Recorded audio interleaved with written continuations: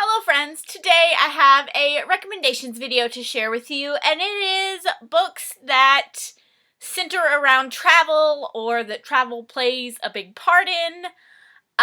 Originally I wanted to do kind of a self-driven readathon on travel because I haven't been able to go anywhere this year, and yeah, but I'm in the slump to end all slumps right now. So, doing a readathon would have been pointless, right? So, I wanted to share with you some of my favorite books that center around travel. So, to start off with, I have a couple of YA recommendations. The first one is You Be Mine by Erin Hahn. This is a super cute contemporary YA about Annie and Clay. Annie is basically country music royalty. Both of her parents were big stars, but after a tragic accident, she's been living kind of off the, off the grid, but I don't think that's the term I'm looking for. Basically, she's been out of the spotlight. But Clay is an up-and-coming, bad boy of country music type, and he and Annie get teamed up by the record company for a tour because she will, cleanse his image or whatever. And this book centers around the tour that they go on, and I loved this book to pieces. It was so sweet, but he was also still a little bit of a bad boy. It is a YA, so it's not, steamy or anything. But it was so good. Highly recommend. Next, I have a classic, and that is The Sisterhood of the Traveling Pants by Anne Brashers. I don't know. We should know, and I don't know. If you've lived under a rock since 2001, The Sisterhood of the Traveling Pants is about four friends who find this pair of jeans that magically fit all of their body types, and while they're away from each other for the summer, they pass around the pair of jeans, mail it to each other. One of them stays basically in their hometown, which I think is in Maryland. One of them goes to her dad's house in North Carolina. One of them goes to soccer camp in Mexico, and the other one goes to Greece to visit family. And the settings in this book are just so vivid, and I love this book. I love this series, except for the last one. We don't talk about that. Okay, we don't talk about it. But yes, if you've never read it, I highly recommend. But a little asterisk, this being that I haven't read it since I was in high school, so I don't know.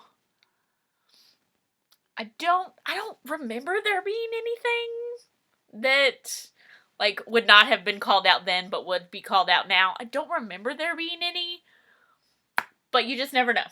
The next two are part of a series, and again, it's still YA, and that is Love and Gelato and Love and Luck by Jenna Evans Welch. Again, both of these are super cute contemporary YAs. In Love and Gelato, the main character goes to Italy to visit her father, who she's estranged from.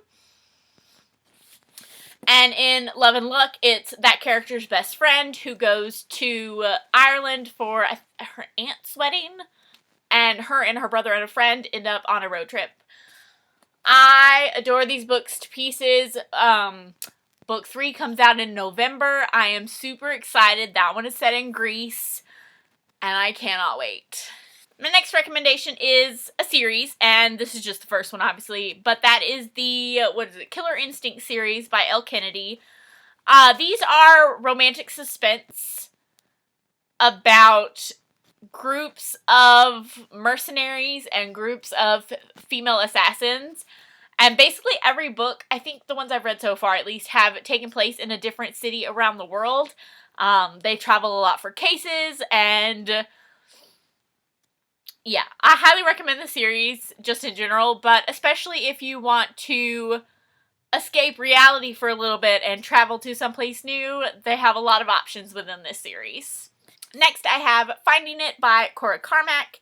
This is book 3 in her Losing It series. This is about Kelsey and Jackson, and Kelsey is kind of trying to find herself backpacking around Europe when she meets Jackson. It's got a lot of great settings in Europe, a lot of city settings.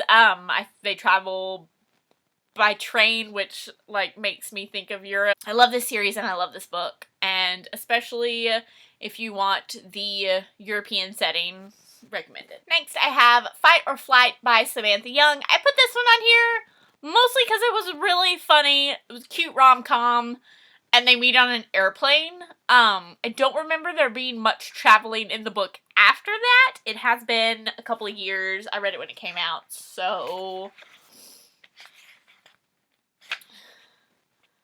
2018 was when it came out and when I read it, so I don't remember if there was a lot of travel after that, but I do know that they have this kind of like bickering when they're on the airplane at the beginning. Coming as a surprise to absolutely no one, The Simple Wild by K.A. Tucker.